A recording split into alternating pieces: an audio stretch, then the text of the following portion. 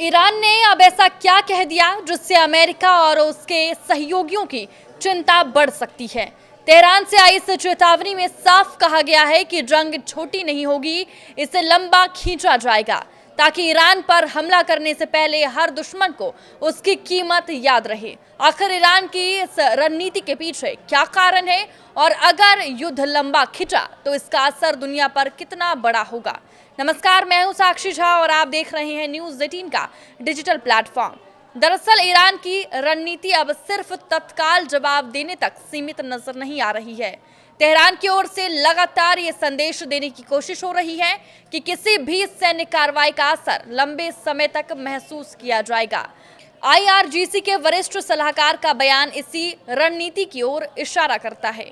उनका कहना है कि संघर्ष को इतना लंबा खींचा जाए कि भविष्य में ईरान पर हमला करने की सोचने वाला कोई भी देश पहले उसकी कीमत का अंदाजा लगाए। यानी ईरान अपने विरोधियों को सिर्फ आज के जवाब से नहीं बल्कि भविष्य के संभावित जोखिमों से भी चेतावनी देना चाहता है।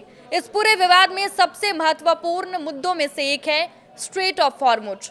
हॉर्मुज की खाड़ी दुनिया के सबसे महत्वपूर्ण ऊर्जा मार्गों में से शामिल है और यहाँ तनाव बढ़ने का सीधा असर तेल और गैस की सप्लाई पर पड़ सकता है। संघर्ष के दौरान इस रास्ते को लेकर ईरान की तरफ से लगातार कड़े बयान सामने आए हैं। यही वजह है कि ईरान और अमेरिका के बीच बढ़ता तनाव सिर्फ दो देशों तक सीमित मामला नहीं रह जाता। ईरान की ओर से दिया जा रहा यह संदेश इसलिए भी अहम है क्योंकि लंबे युद्ध का मतलब सिर्फ सैन्य मोर्चों पर संघर्ष नहीं होता। जैसे जैसे तनाव बढ़ता है, तेल की कीमतों, शिपिंग, बीमा और सप्लाई चेन पर दबाव बढ़ सकता है। पहले भी हॉर्मुज में तनाव बढ़ने के दौरान तेल की कीमतों में तेज उछाल और शिपिंग लागत में बढ़ोतरी की रिपोर्ट सामने आई है। यानी ईरान जिस रणनीति की बात कर रहा है उसका असर युद्ध क्षेत्र से बाहर भी दिखाई दे सकता है। अब सवाल है कि आखिर ईरान युद्ध को लंबा क्यों खींचना चाहता है।